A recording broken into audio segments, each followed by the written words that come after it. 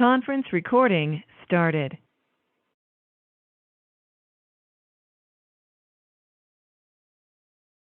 All right.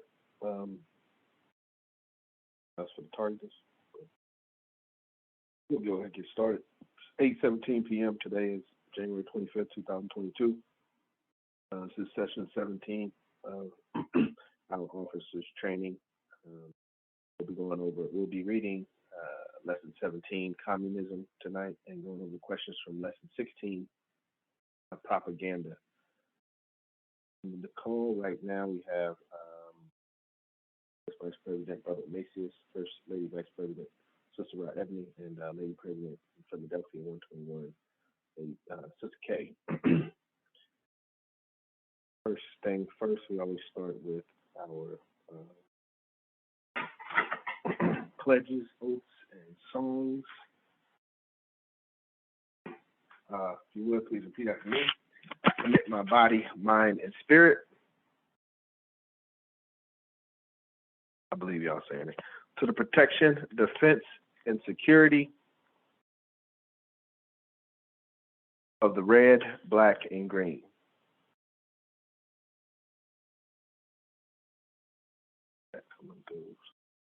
Muted. I thought I'd let y'all unmute. There. Okay. Off the ability. Here we are. Okay, sorry about that. Thank you, Lady President. Let me start over. I commit my body, mind, and spirit. I commit my body, mind, and spirit To the protection, defense, and security. The protection, defense, and security Of the red, the black, and the green.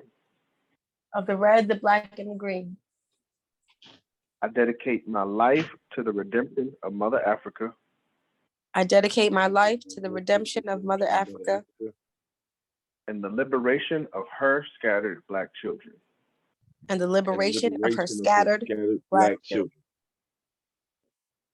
I accept for myself and my descendants I accept for myself and my descendants the teachings of universal African nationalism.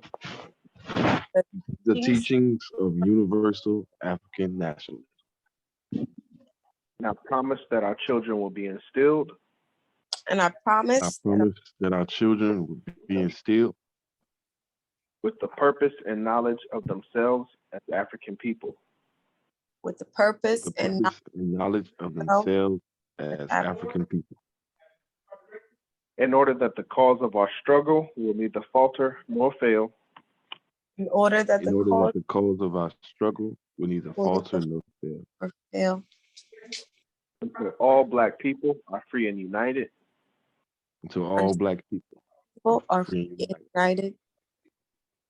Through one God. Through one God. One aim. One aim. One aim. One destiny. One destiny. One destiny.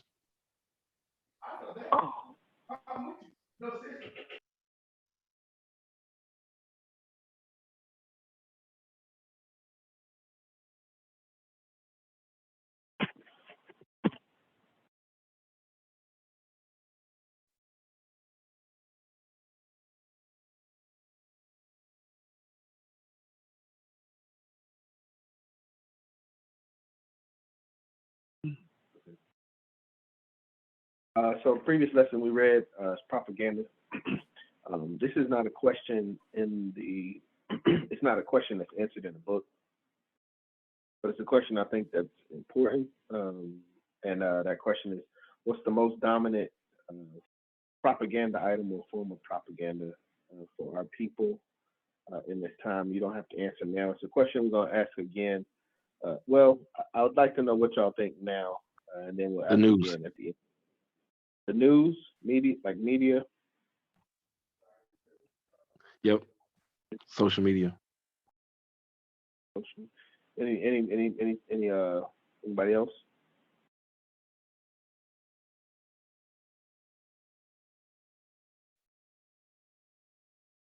News, okay. I'm not gonna share mine, obviously, because in my opinion, I'll say it at the end. All right, let's get started. So first question, what does propaganda mean, and what is the desire of propaganda? What is propaganda trying to do? What does it mean, and what is it trying to do? Propagate. Propagate what? A message or idea. Message or idea to The its target audience or people. For what purpose? To control their actions. Basically, yeah. Control thought, but they said you control man's thoughts and you control his actions. So, anybody else want to add to that? What does propaganda mean? What is its desire? What is it trying to do? I think I agree with Brother Macy's what he said.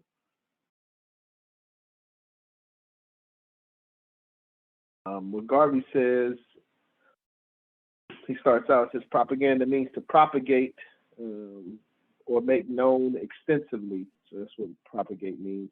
Some particular phase of human intelligence. So make known something.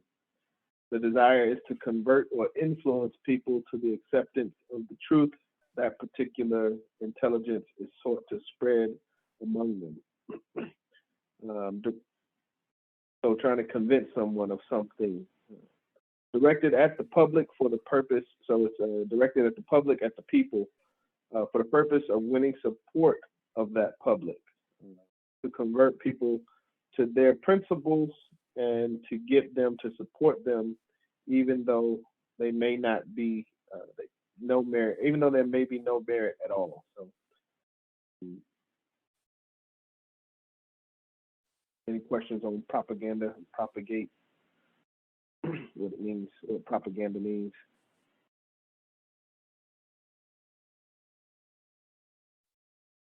Next question, where can you find propaganda, and what are institutions of propaganda?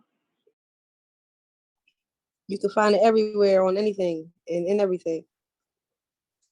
You can find it everywhere on anything, and yes, you can find it everywhere. That's the answer to the first half. What are institutions? What are examples of institutions of propaganda? Education, cinema. Yeah, schoolrooms, church.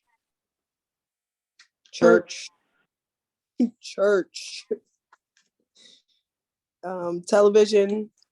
Oh, you said but I guess that is an institution, a media. He said cinema, I guess movies, radio, things of that nature. Press, cinema, schoolroom, pulpit. So yeah, all around you, everywhere you look. Sorry, go ahead. Oh, and then he was also talking about oral propaganda, written propaganda, I guess maybe in the manner of like speeches and then of course newspapers and things like that. I think I've got a question in there about types of propaganda, but yes, that's different types of propaganda. Garvey mentioned in this lesson, he mentioned a paragraph about the Germans from 1914 to 1918. What was he saying about propaganda, how propaganda was used for and against the Germans at that time?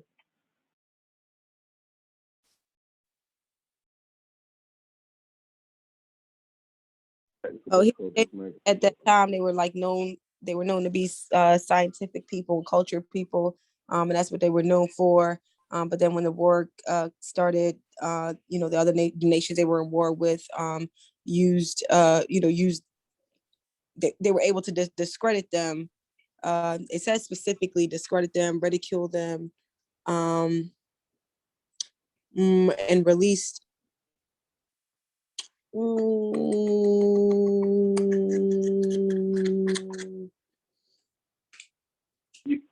don't know. Yeah, he was just talking about how at one point in time they were supposed to be this type of people, and then they were able to push the agenda in a separate way that they were not. Yes. Excellent summary, Lady President K. There's a couple comments that I had from the book. At one time, the Germans were considered the most cultured and scientific race, and then the European nations developed forms of propaganda that classified the Germans as Huns, or close to barbarians. And I don't think we have to go into. We know the history of the Germans, in Europe, especially around this time. This would be the time, when Hitler was in power. I think. I'm not exactly sure, but I think he was in power by this time. Okay. But yes, as long as we understand how propaganda has been used in the past, and this is, there are more recent examples. You can look at 9/11, but COVID-19, and how, they got an Asian hate law in less than a year. But, propaganda in regards to nations is important. So what are different types of propaganda? Like you said, newspapers.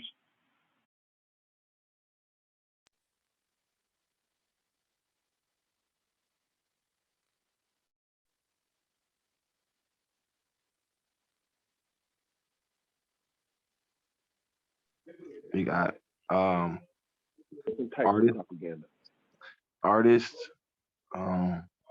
Newspapers. So, I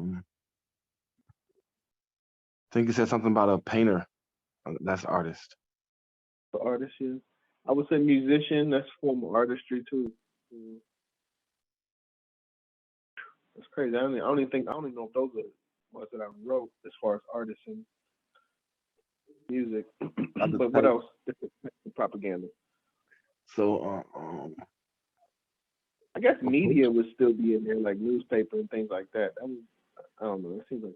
Oh no, I know what this is. I know what this is asking. What's it asking? Types. Huh? Like a post, like types like that. Or No.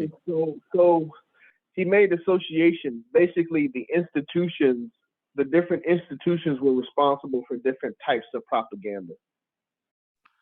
Like a speech is one type of propaganda. No, so we talked about the pulpit. Talking about like education, religion, like that stuff. Yes, religion. I think literary were the two that he mentioned. I threw political in there myself, but types of propaganda. So religious propaganda. He used literary with schools. I'm not sure if that goes with cinema and the arts, but those are different types of propaganda. Just basically what I was trying to pull out. There was a section where he made a correlation between. He was saying like pulpits make religious propaganda, schools make literary propaganda. So just an understanding of that. And obviously we're involved in political propaganda. Okay, any questions on that? Different types of propaganda. I mean, from my takeaway from what he's saying, is religious propaganda has to do with like what you're thinking and more verbal. Where literary propaganda is written down, I'm not sure. I'm trying to understand different like. You trying to understand the difference in propaganda, types of propaganda? No, why he put religious and literary? Why he focused on those two? What's the difference? Let's go to this. Let's go to the book. I got the book open. Page 127. Like he pointed those out for a purpose. That sentence out for a purpose. So I'm just trying to figure out why he focused on talking about how the pulpit is religious and how schools is literary. Like, what do we do? We got to remember that. Go ahead. I'm sorry. I didn't mean to cut you off. No, the last thing I said, what do we do with it? That's all. I got you. But one thing we always keep in mind as in the beginning, he puts this in the beginning, but we have to update the information. So back then these were the most popular forms of propaganda. But as you said, social media. How do we? What type of propaganda is that? Metaverse. like that's a whole different, but basically, but just the aspect of keeping it updated and trying to understand Garvey's perspective at that time. But he says the press, cinema, pulpit, classroom are all propaganda agencies for one thing or the other. The pulpit carries religious propaganda. The classroom carries educational propaganda. That's the one I forgot. The press carries out, written propaganda. The platform carries out oral propaganda. A couple that I forgot. The cinema carries out demonstrative propaganda. So I missed a lot of them. Okay. Makes sense now when I reread it. Yeah, that's my fault. I thought it was. I just went through this, but yeah. At any rate, any other questions on different types of propaganda? President John, can you hear me? Yes, we hear you. Okay, no, I was just making sure. I was having technical difficulties. Continue, I'm sorry. Okay, no problem. If there's any questions or anything that you wanted to ask or add, just let me know. Let us know. So we got religious, educational, oral, and demonstrative. Could have sworn literary was in there. I'm still sharing that page or not? Pulpit, religious, schoolroom, educational, press, written propaganda, platform, oral, cinema, demonstrative, but demonstrating, speaking, writing, propaganda. That's all, I guess they're breaking it down.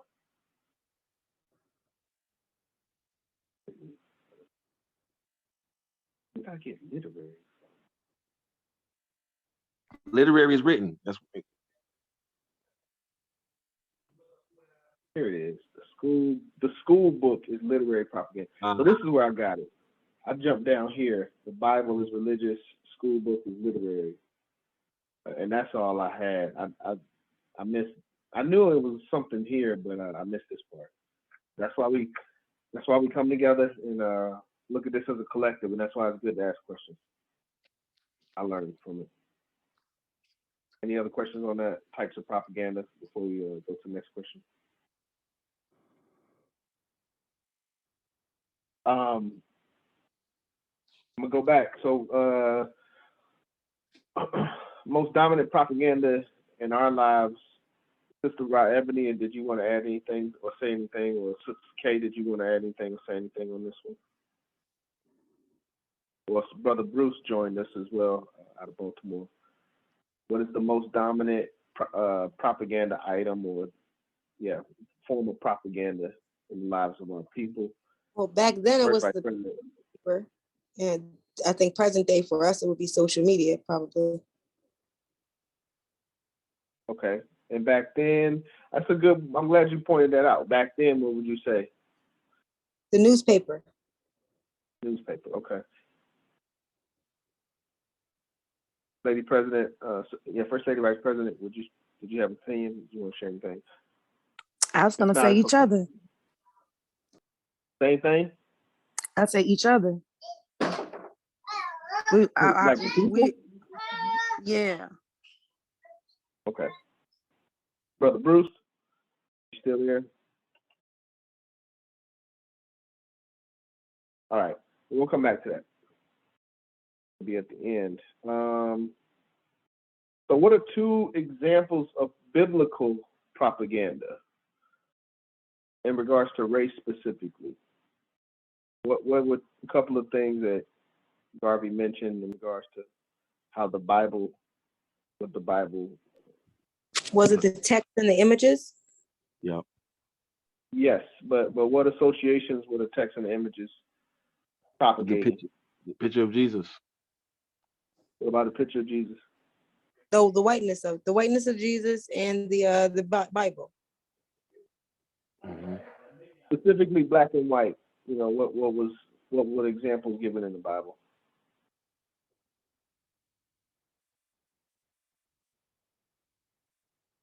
Y'all remember?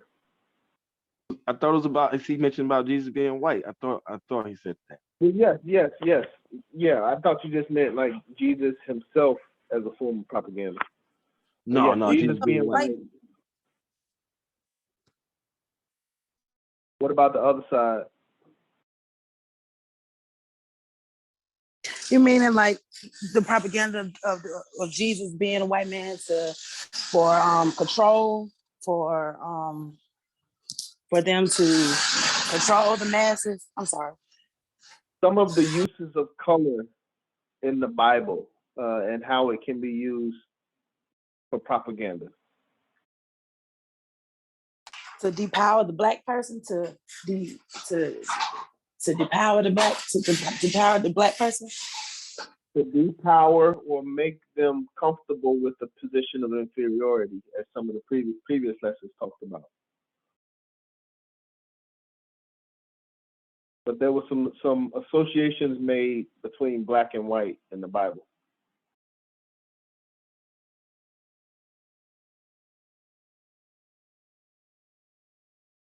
All right, let me go into it. Like the white man was richer than the black man, like the black man was poorer than him, like he had to come secondary to the white man. No. My mind keep thinking about Cain and Abel for some reason. I'm not sure if it was here he was talking about that. That comes later, but it talked about how the angels in the Holy Family are white, including Jesus, and wash me white as snow. So how white was good, and then the devil and his imps of black, of hell black. But talked about the devil being black and the angels being white. So that's propaganda that associates black with evil and white with good.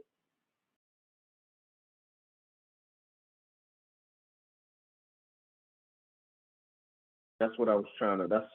Yeah. That's what Garvey was saying as well. But I remember now. Questions on that? But yeah, I should have just said the Bible's perspective or propaganda on black and white.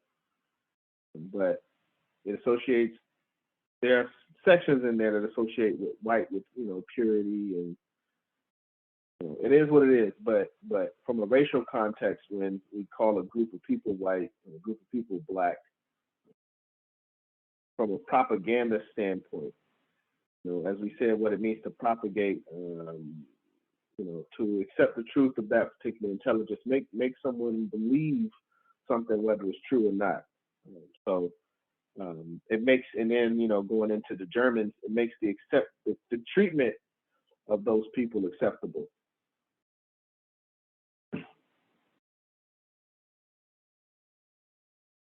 Okay, what should we do with propaganda that does not glorify our race? You challenge it. Challenge it.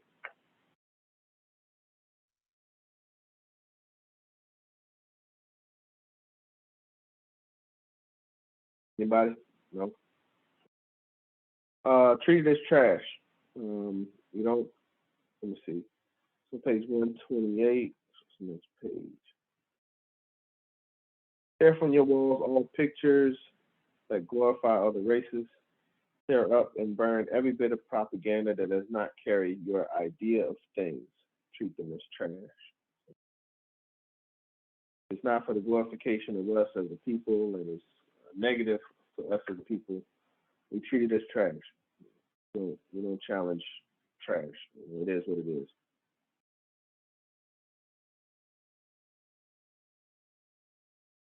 All right, next question. Why should we keep our homes free and clear of objects that glorify other races?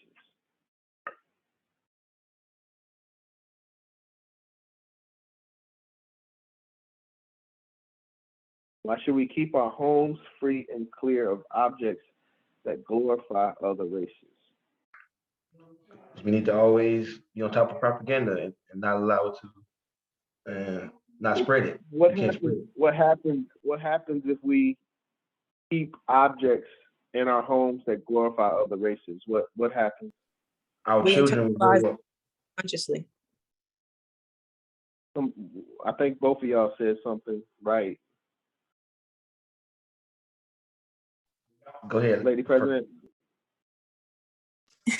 Well, I was going to say you'll process it subconsciously if it's just all around, but I think Brother Macias was right in context of your children will grow up seeing it as well. Yes, yes. Both of y'all are right. From the text, Garvey specifically was talking about your children will grow up to adore and glorify other people, but it happens subconsciously, you know. So Brother Macias is given the direct text, and Lady President Sister K is given, you know, the meaning as to how it happens. Any questions on any of those propaganda thus far? We still got a couple more questions. All right, where does all propaganda come from?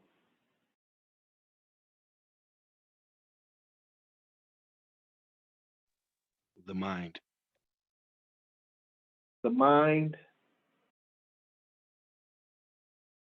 Whose mind? Mind of The white man? Mind of, we ain't gonna give him credit. No. Well, sometimes yes, but it's more general than race. the mind of man, period. Yes, yes, but that's too general. Where does propaganda come from? Which men and women?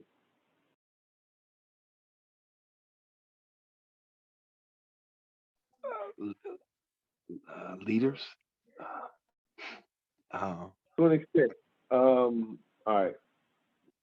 We can't, you know, we still got to read the next lesson. Where does all propaganda come from? And Garvey says the arranged desire of individuals and not from a race as a whole. So it's only a few. And he said it is the thinkers and leaders who originate propaganda. But yes, a small group, it's the thinkers and the leaders and those that have a mindset, you know, to create propaganda and propagate their message. Questions?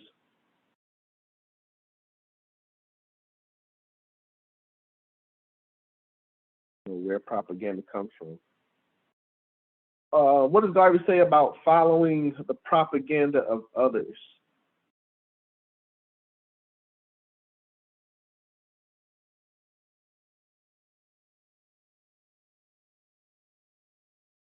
Anybody? You basically make them your God. I think he said that. I'm not sure. That was earlier. That was earlier in regards to like self-initiative. You know, when we don't have our own self-initiative, we allow, you know, others to guide us.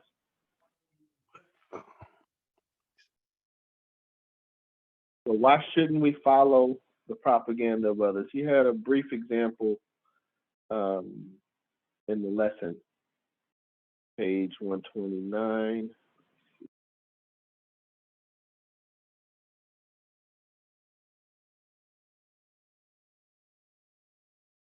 Pied Piper. Old Pop Piper. I don't know. Garvey said, no problem. Appreciate you for trying. I appreciate you for being honest. It takes courage, you know, so I respect that. Garvey says, don't accept the thoughts of others through propaganda unless it coincides with yours. Don't follow the band down the street because it plays sweet music to the propaganda of the circus manager. And this is what I had. He may lead you into the circus tent and take away your pocketbook. So nation building is about resources, and organization is about resources, and it's about the acquisition and the direction of those resources. So you know, when we follow somebody else's lead, we end up filling somebody else's coffers, you know. So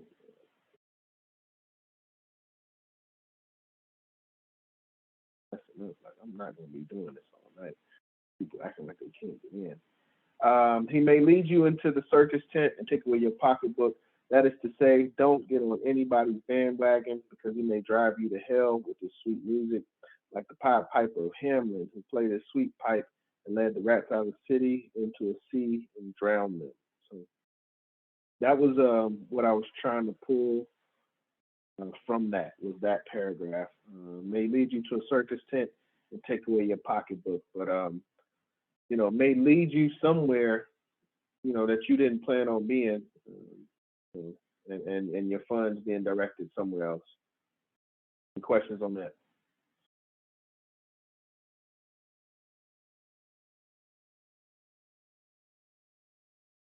Okay, next question. What is propaganda that is organized by others always planned for? We had a quote in there. The propaganda organized by others is always planned for something.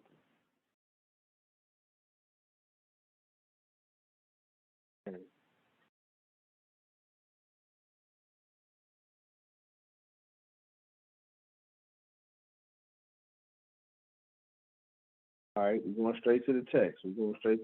I'm quiet. Propaganda organized by others. Yeah, propaganda organized by others. But propaganda organized by someone else is always calculated. Take advantage of you. Propaganda. Yeah, I was trying to let somebody in on the chat. Propaganda organized by someone else is always calculated to take advantage of you. Don't help them do so. So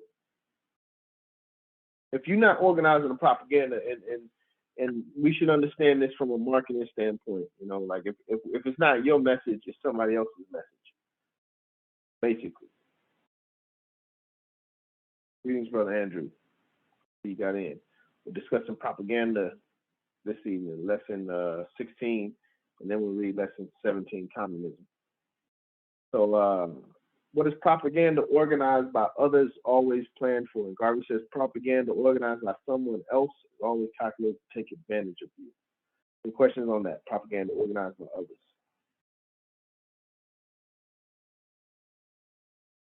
Okay.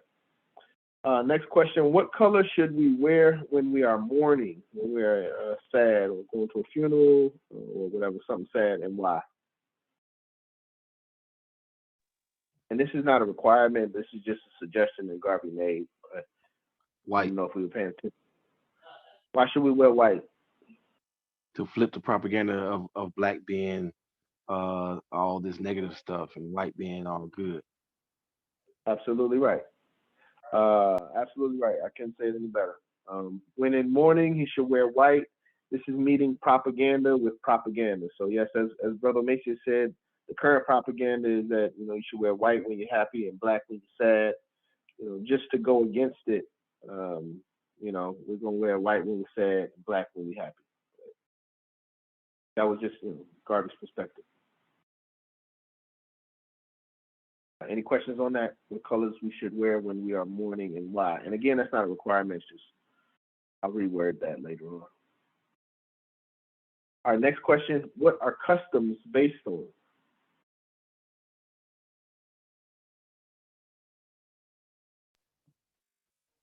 Traditions created by others in the past? Say again? Traditions created by others in the past? Traditions created by others. Before you. Traditions created by others before you. Yes. Yes, that's correct. But there's another way that Garvey says it. Anybody know? We get a little more technical.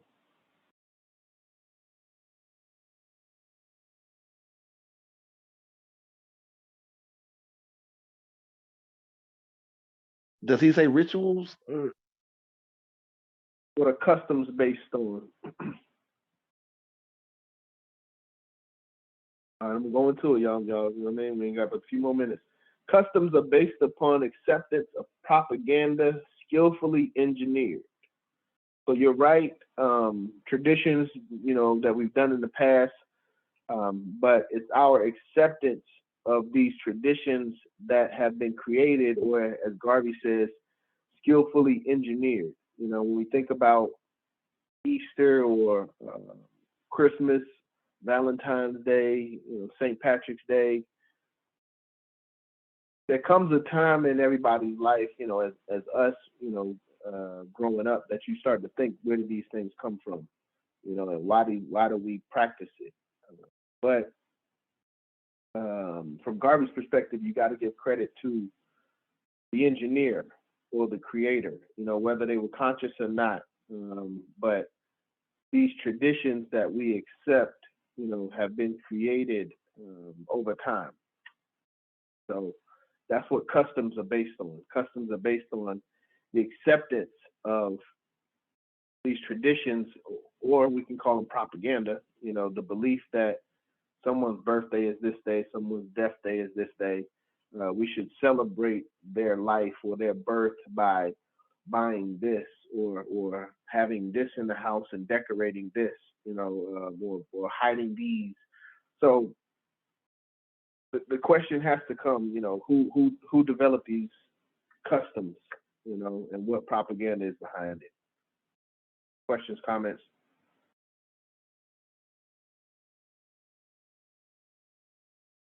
Okay. It's all about propaganda. What happens to an error that is not corrected, and what does this mean for the UNIA? What happens to an error or truth? I'm not sure exactly. It becomes a fact or truth. I'm not sure exactly what this word he used, but that's what he was kind of saying. So yes, an error that is not corrected would become either a fact or become truth. But what is that? And what does that mean for us? For the UNIA, how did he say we should approach? We got to challenge any propaganda that speaks against us immediately, and don't leave anything unchallenged. Yes, absolutely right, First Vice President. An error not corrected ultimately becomes a fact, according to Garvey. And he mentioned later on, in regards to propaganda, anything that's printed or said or acted out against us, we immediately, respond,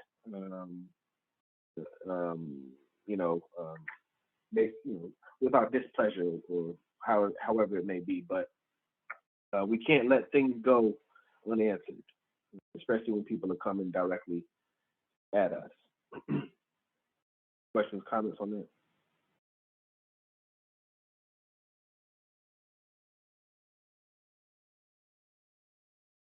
Next question. We're going to the next section, titled War. What is war, and what are the aims of war? What is war first? What is war?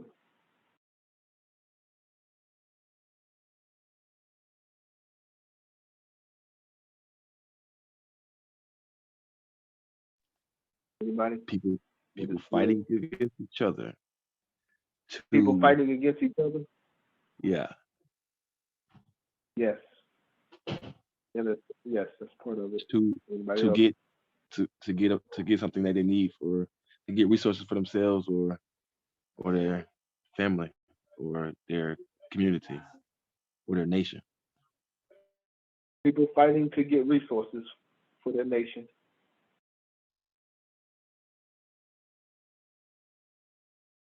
That's, yes, in a general sense, you're right. The First Vice President, anybody want to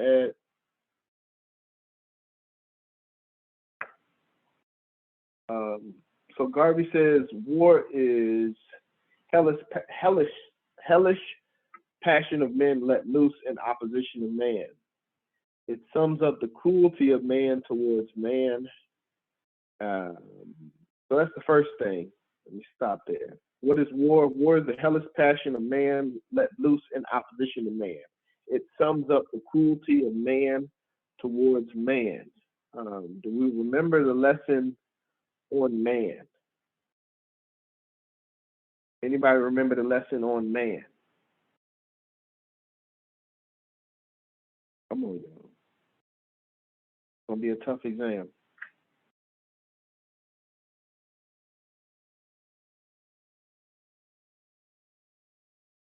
Like y'all don't know. Let me go back. Yeah, we're gonna be here all night. Sounds like social system. It's for the stronger to take advantage of the weaker. Stronger take advantage of the weaker. Yes. What about the inherent qualities of man? Basically, let me see.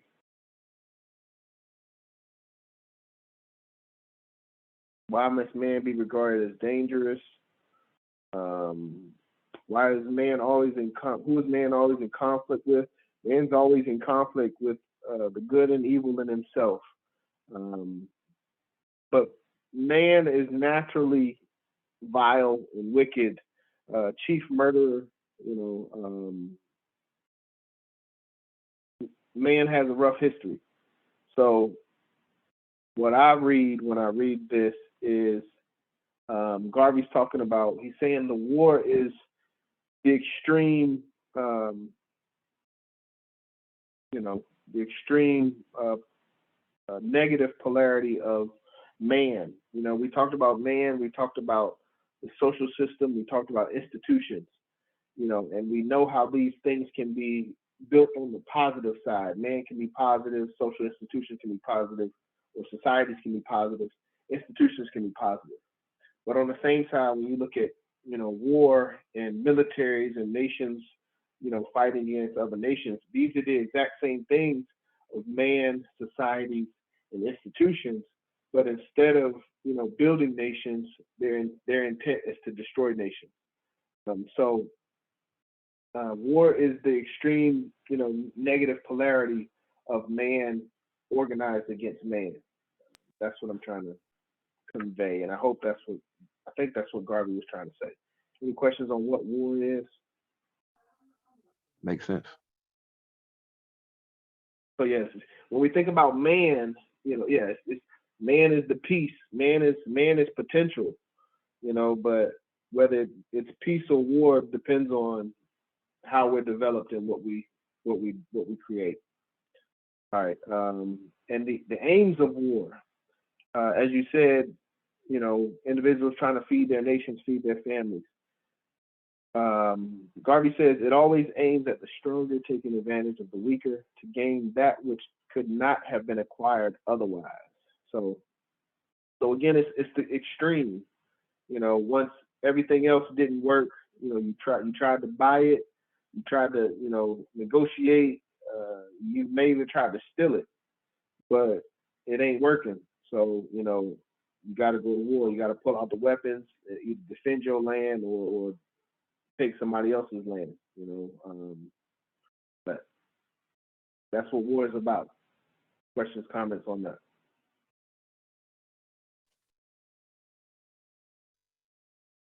Okay. When do men resort to war? When do we resort to war?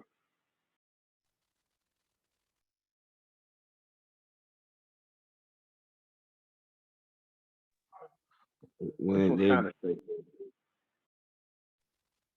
Go ahead. does that relate to the previous question?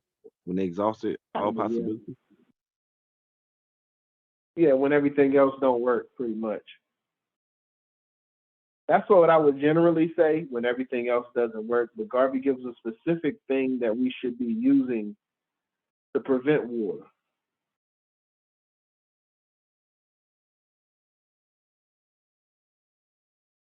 When he says to gain that which could not have been acquired otherwise. So he hints that there are other ways, and that's what I was saying, war is the extreme when other things don't work. So what should we be able to do instead of going to war?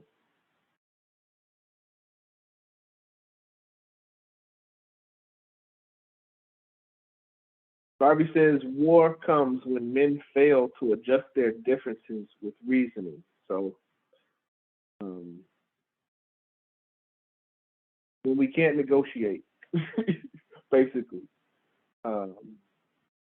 when two sides are firm on their position and not willing to move, that's when war comes.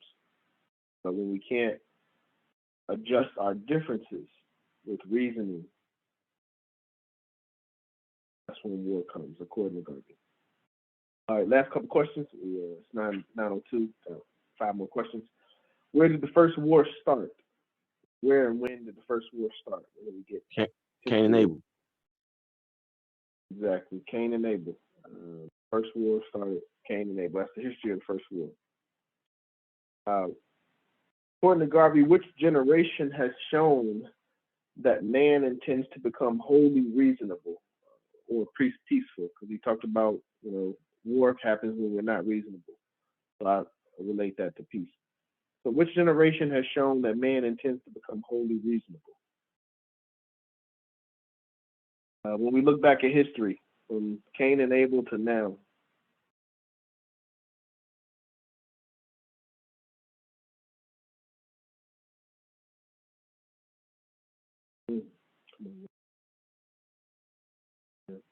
none. And let me go to the text on this one. That's why I couldn't think of it. But Glad I worded it like that. Think. So Garvey starts this page 132. No generation has shown that man intends to become wholly reasonable. So just like he talked about in the lesson on man, he talked about the history of man and how man, since the beginning of time, we've had a wicked side, and he repeats that here from a war perspective. No generation has shown that man intends to become wholly reasonable. Therefore, in time of peace, prepare for war, so as not to be caught unprepared by your enemy, who will naturally be the stronger if he is prepared while you are not prepared and using the implements of warfare. War is not a good thing, but man is also not a good being. You must expect war from his disposition. All things are fair in war to win the advantage over your enemy. You must expect war from his disposition. That's crazy that he says that.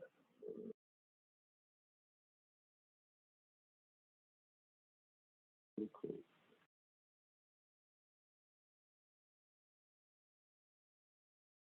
You must expect war from man. There's something up here.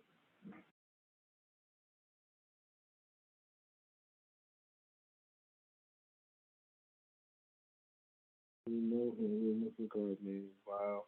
I know it was something like that. Okay. Very much. All right. War is the best time to take advantage of what?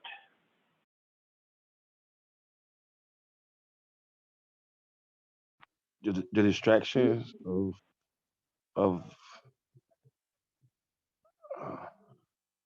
I know he was talking about the other enemy being distracted, and it's a good time for us to make a. I'll give you that with enemy.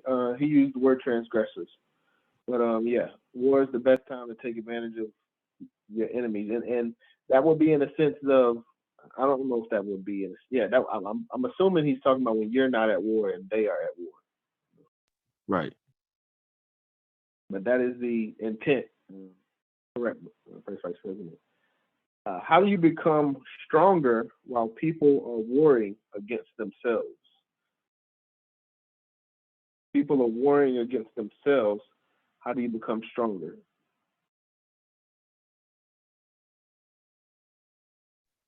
I think that's what he was talking about, partnering with your ally or to.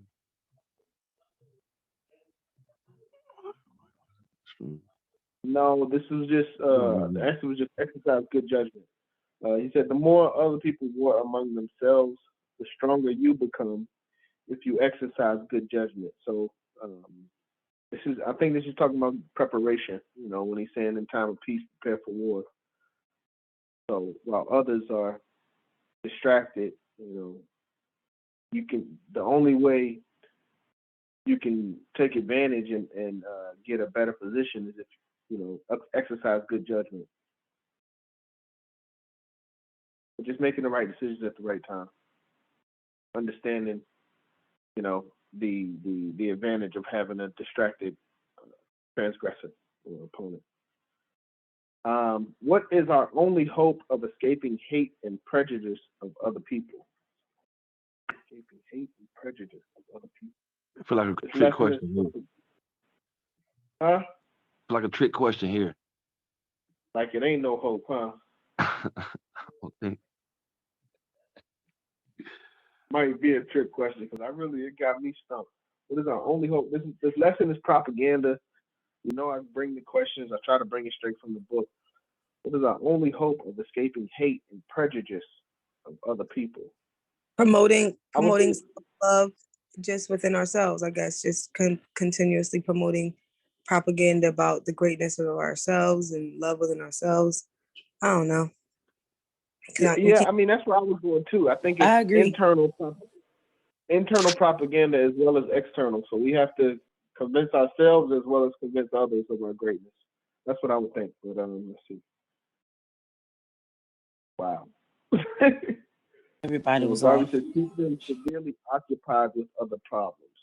Yeah, that makes sense. I remember he was talking about distractions. But not Brother John getting his own question wrong. It happens. It's a good question. Not us all getting we was all off. Only hope of escaping hate. Hold on. You go to the text. It's keeping them occupied with other problems. It throws their focus off of you, or it throws your focus. It throws your focus off of them focusing on you. That makes any type of sense. I can focus on them not focusing on me because it's another problem in the midst. 1 second. I was trying to read this on the text. I'm sorry.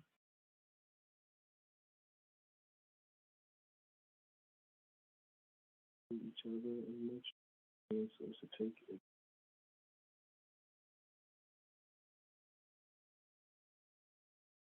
Is our only hope of escaping hate.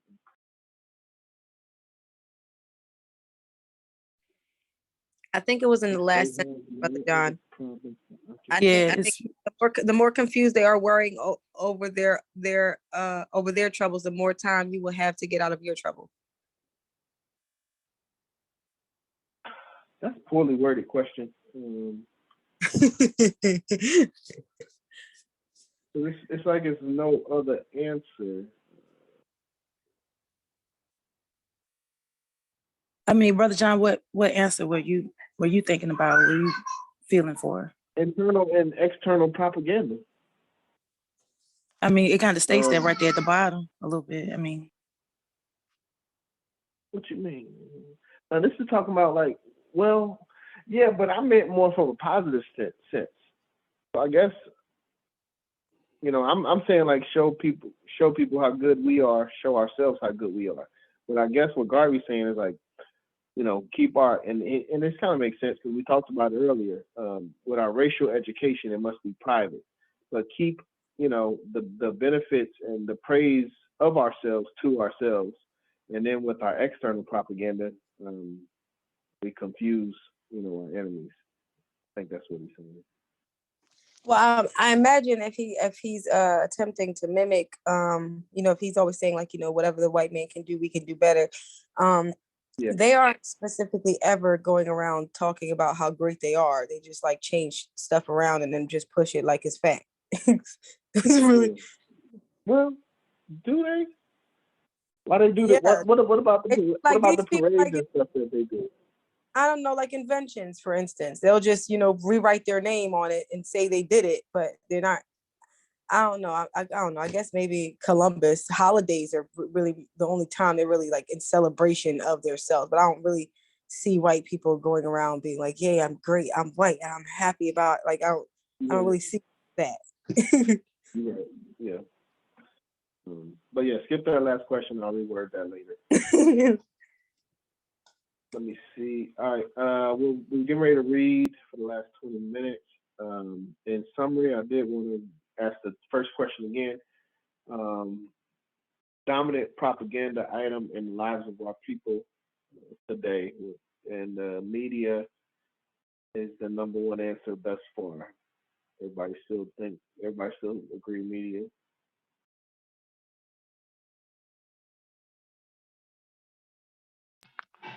Number 2, education.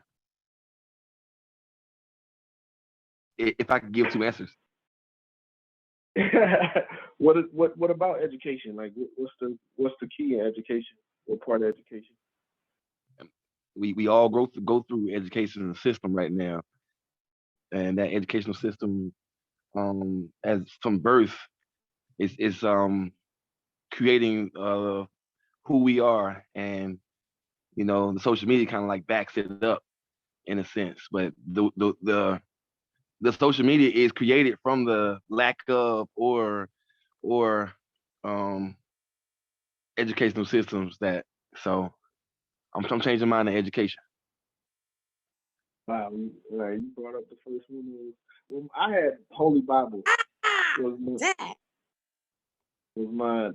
I would say history is in more general. If we're gonna say education, social media is extremely influential, but if it's not based in facts or history, it can still be extremely effective. So I don't disagree. I guess I meant, see, I was using it, I was thinking propaganda tool, not specifically the item, I guess. So Yes, yeah. I was about to say, because even when you're on social media, you need to bring something with you, some information, so now that personality or something. the Bible, I actually agree with that. Okay.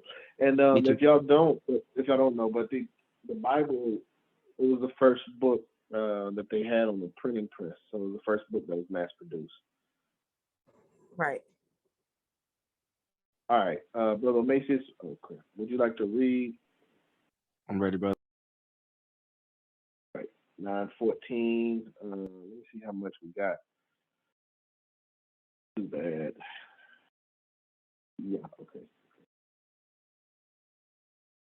Before we start, any questions, comments on propaganda? Previous lesson, anything feel like I could have added for the questions?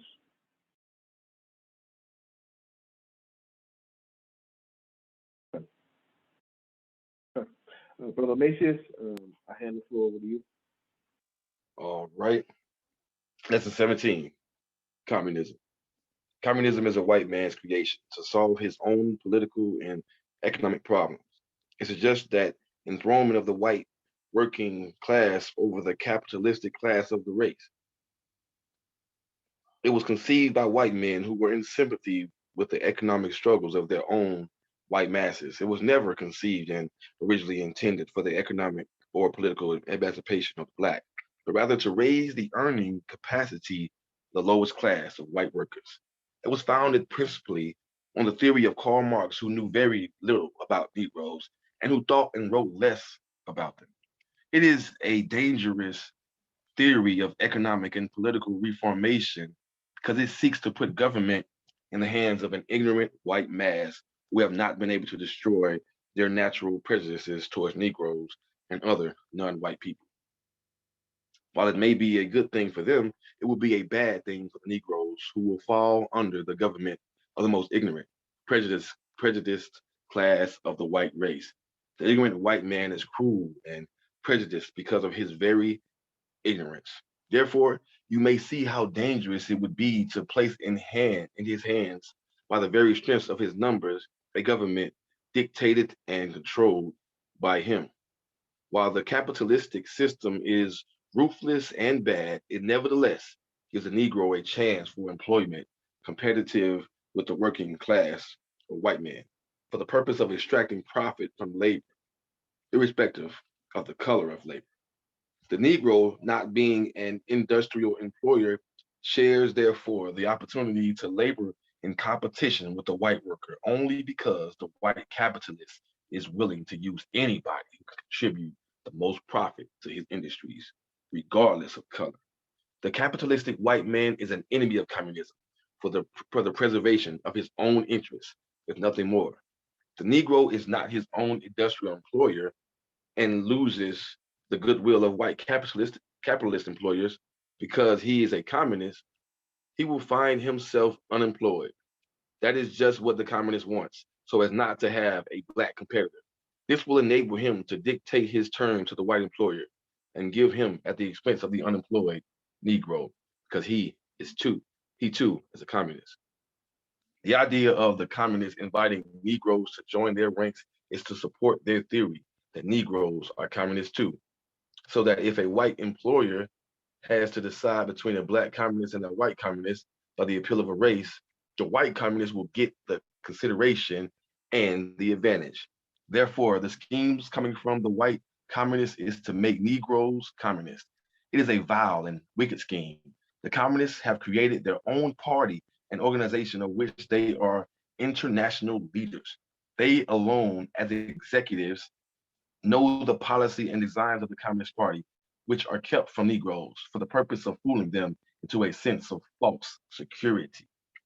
When it's considered that all the outrages in war, mob violence, and extreme punishment have been administered to the Negro by the lowest class of white agents as soldiers in war, as sailors, and as the mob, the Negro should have no doubt that his greatest enemy is the common white man who does not have enough intelligence to know the injury that he is doing to a race, even if he is paid to do so by his master. All wars in Africa and the colonies where the natives have been shot down and punished were carried out by the common white man in the ranks. The lynchings that have occurred in the southern section of the United States of America, the mob has always been made up of the lowest class of the white race.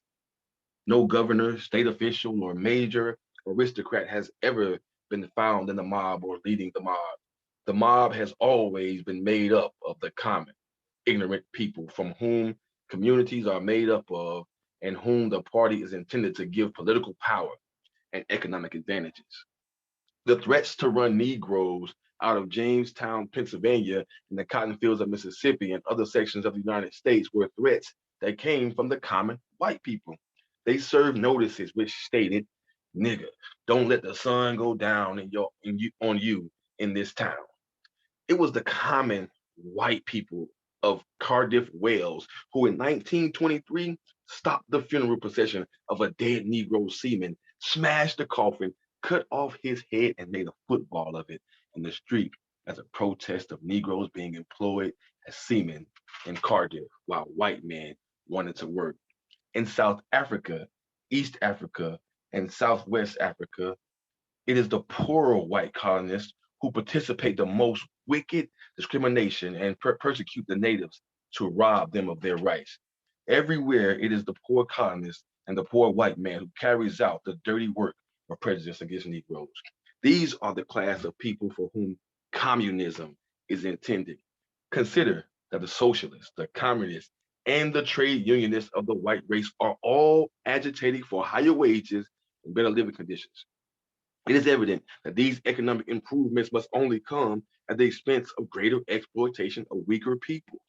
The weaker people before were the Chinese, the East Indians, and the Negroes. The Chinese have organized national resistance. The Indians have also organized national resistance. Therefore, only the Negro who is exposed to the most ruthless exploitation is left to be exploited in the future.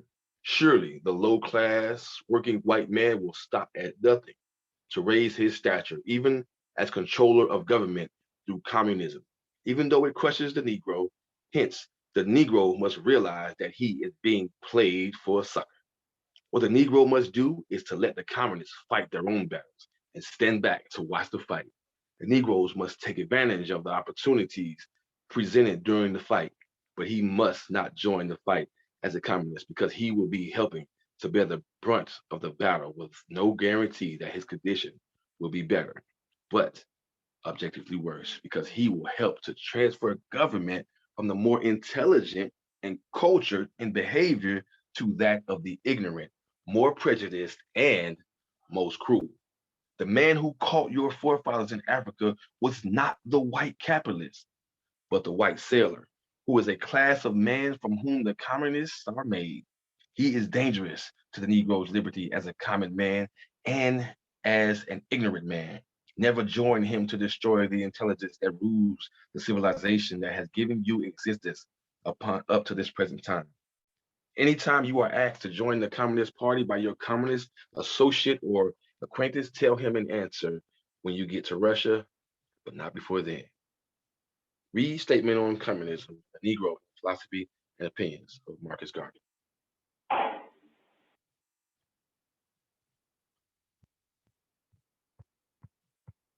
Thank you, First Vice President. I got my Philosophy and Opinions book. I'm gonna look up the Statement on Communism and the Negro. While I look that up, I'll open up the floor for any questions or comments in regards to lesson, what is it, 17, Communism. This man was a genius. Garvey. One thing that I took away was communism was the biggest threat, I guess, to capitalism at that time, but it was a political, movement. Communism not that well, it is still pretty big, but it's not that big in the United States now. But I still think the theories can be applied to any other political organization. If you look at like the Tea Party, a few years back, these groups that are looking for the common ignorant white man to be, to join their numbers. So it was communism back then, but it can be applied to different groups. Okay.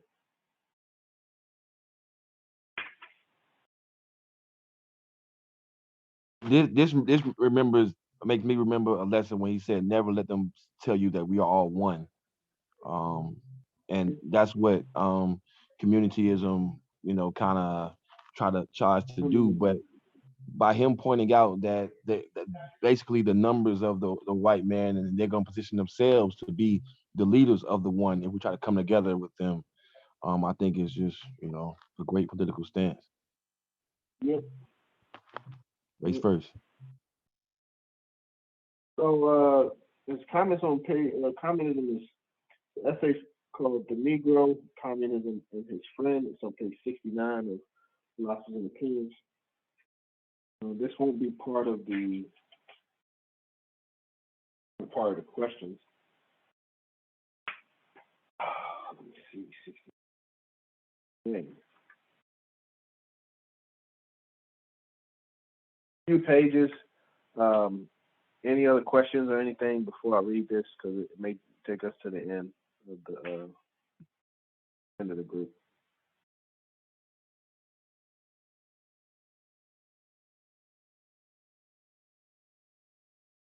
Okay.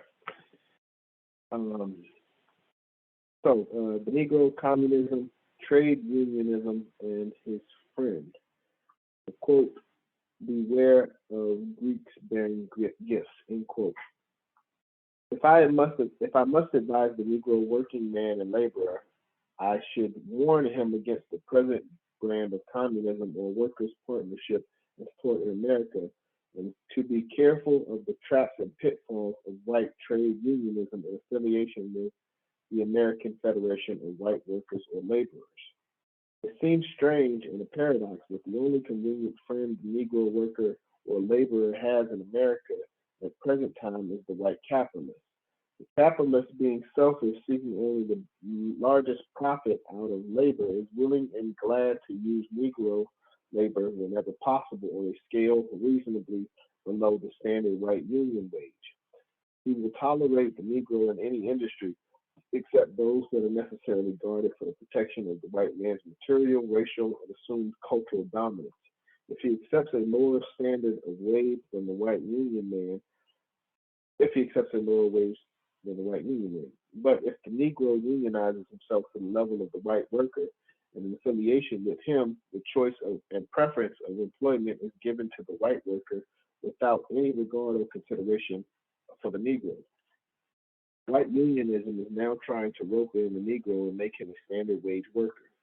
Then, when it becomes generally known that he demands the same wage as the white worker, an appeal or approach will be made to the white capitalist or employer to alienate his sympathy or consideration for the Negro, causing him, in the face of all things being equal, to discriminate in favor of the white worker as a race duty and obligation.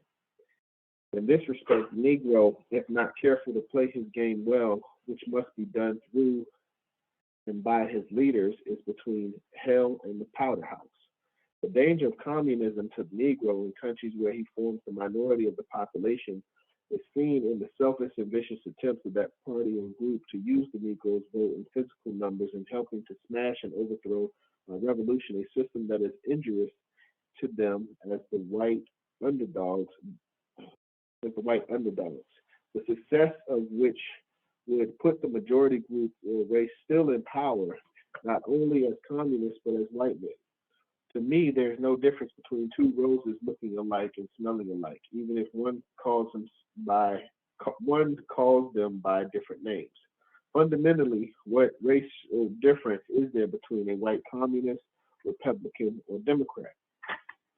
On the appeal of race interests, the communist is as ready as either to show his racial ascendancy or superiority over the Negro. He will be as quick and eager as to any to show the Negro that he is white, and by divine right of assumption, he has certain duties to perform to the rest of us mortals, and to defend and protect certain racial ideals against the barbarian hordes that threaten white supremacy. Ooh, that's not long. I am of the opinion that the group of whites from whom communists are made in America, as well as trade unionists and members of the Workers' Party, is more dangerous to the Negro's welfare than any other group at present. Lynching mobs and wild time parties are generally made up of 99.5% of such white people. The Negro should keep shy of communism or the Workers' Party in America. Since they are so benevolent, let them bring about their own reforms and show us how different they are to others. When we have been bitten too many times by all other parties. Once bitten, twice shy. Negroes have no right with white people's fights or quarrels, except like the humble, hungry Negro dog to run off with the bone when both contestants drop it, being sure to separate himself from the big, well-fed dogs by a good distance, otherwise to be overtaken and then completely outdone.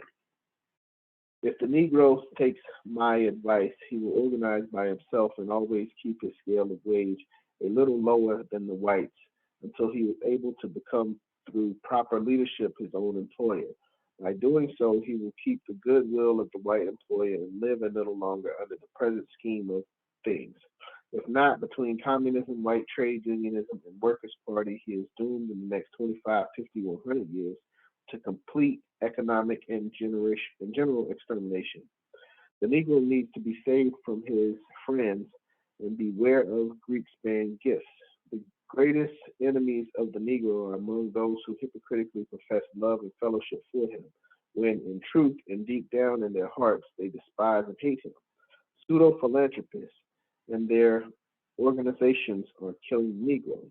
White men and women of the Moorfield story, Joel Spignard, Julius Rosenwald, Oswald Garrison, Villiard, Congressman Dyer, and Mary White Overton type, in conjunction with the above-mentioned agencies, are disarming, disvisioning, disambitioning, and fooling the Negro to death. They teach the Negro to look to the whites in a false direction. They, by their practices, are endeavoring to hold the Negroes in check as a possible dangerous minority group, and yet point them to the impossible dream of equality that shall never materialize. Yeah, so I read like halfway. Y'all good, or y'all want to keep going? It's the same. Feel like the same in breaking it down more. Okay. I'm So yeah, y'all can pick this up. It's on page 69 of Philosophy and Opinions from Marcus Garvey. But next week, questions will come directly from Message to the People. one quick thing I'll share, and I hope y'all remember. But well, do we remember from the introduction what Garvey said about Karl Marx and communism? Do y'all remember? Y'all hear? That he never knew a white, he don't know the Negro, he don't know us, and he never Right. and will know us. Right. So communism, when you think of communism, you should think of Karl Marx and Friedrich Engels. Communist Manifesto. Yeah.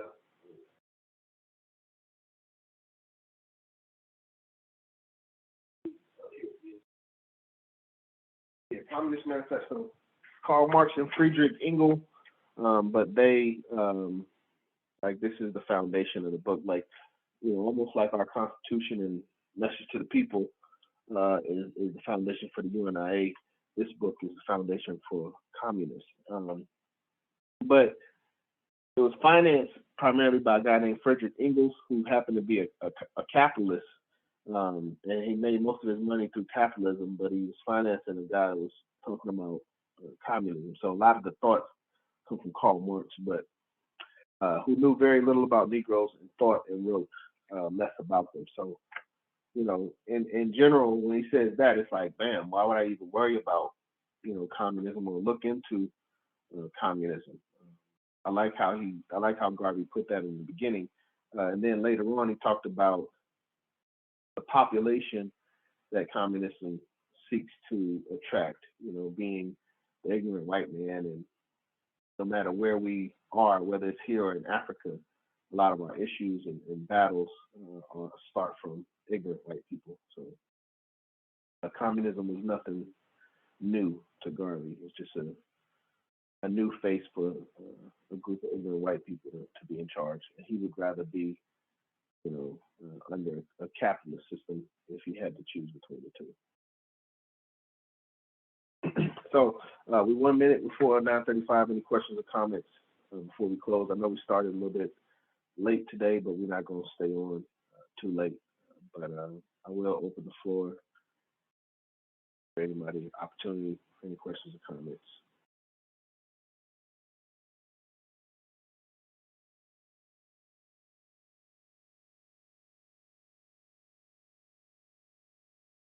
Going once, going twice.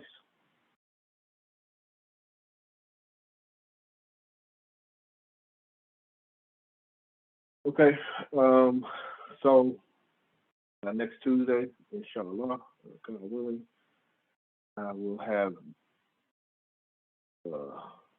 lessons on communism and or some questions on communism, and then we'll start at lesson 18, commercial and industrial transactions.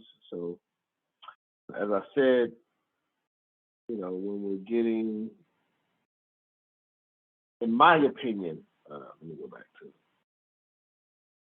just my opinion, but now you have to start to see it. Now that we've been doing this long enough, I'm trying to make this like a red, black, and green meter.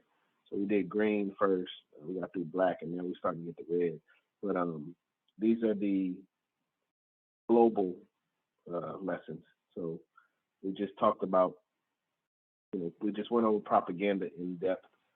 I said, as we said, communism, this was the leading political ideology challenging capitalism at the time. So not just a national political thing, but it was globally. And next we're going into commercial industrial intercourse. So transaction, commercial and industrial transaction. But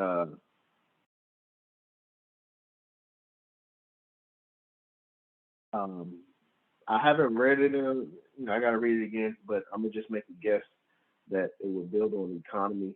Economy was talking about us individually, making sure as an organization we keep a additional fund, and we always make sure things are profitable from an organizational standpoint. So I expect commercial and industrial transactions to be a little bit broader than just a local economy type thing. But these are just my thoughts.